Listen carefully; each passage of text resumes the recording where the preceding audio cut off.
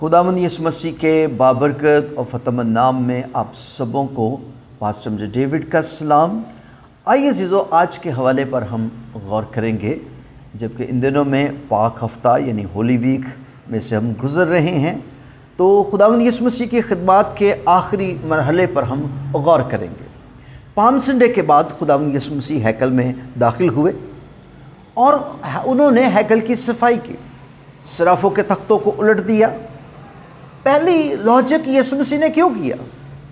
इसलिए किया कि यीशु मसीह ने कहा, मेरे बाप का घर जो दुआ का घर था, तुमने डाकुओं की खो बना रखा। डाकुओं की खो क्यों? उस वक़्त का जो मौजूदा काहिन था कैफा था, उससे पहले जो काहिन था वो हन्ना काहिन था, और ये तमाम बाज़ार जो था वो किन का था? ये हन्ना काहिन की दुकानें थी, मार्केट थी। और डाकुओं की खो इसलिए कहा गया कि यहाँ के रेट बड़े हाई थे। एक चीज़ जो 1 रुपये की थी वो महंगी मिलती थी 5 रुपये की या 10 रुपये की, इसलिए बाहर से आने वाले लोगों से पैसा लूटा जाता था।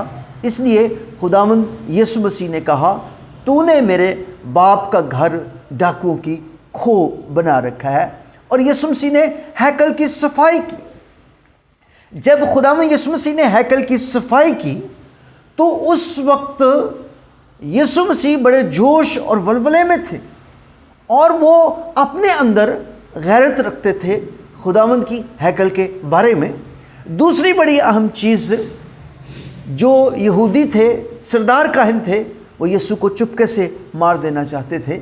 यीशु मसीह का हैकल की सफाई करने का मकसद ये था ताकि उनको उकसाया जाए, ताकि जो यीशु ने वक्त मुकर्रर किया है उसी पर ईद फसह के दिन इन दिनों में यीशु मसीह को मसलूब किया जाए।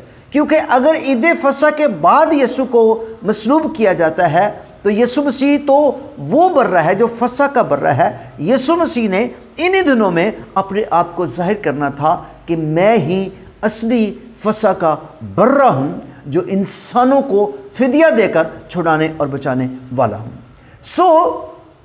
कलाम मुक़द्दस में इस हैकल की सफाई के तल्लुक़ से जब बात करते हैं तो इससे हन्ना काहिन को, कैफा काहिन को उकसाया गया ताकि वो जल्दी से जल्दी यीशु मसीह को क्या कर सके?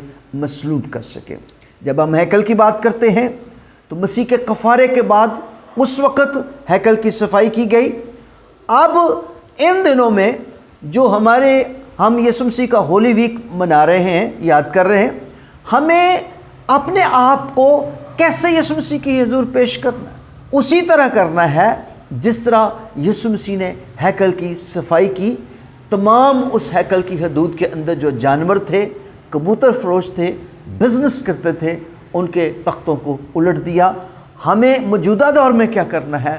जो हमारी हद के अंदर, रूह के अंदर, बदन के अंदर शैतान के काम शुरू हो गए हैं, बहुत सारी चीज़ें हमारे अंदर आ चुकी हैं, गुनाह आ चुका है, हमें अपनी हैकल की सफाई करनी है।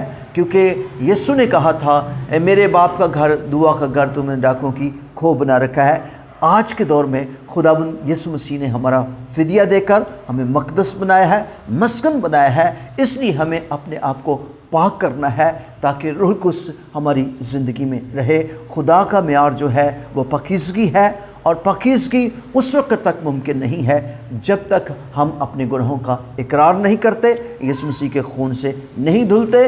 यीशु मसीह का खून हमें तमाम तर गुनाहों से पाक करता है। ये मौका है हमारे लिए ताकि हम अपनी हैकल को पाक करें। God bless you.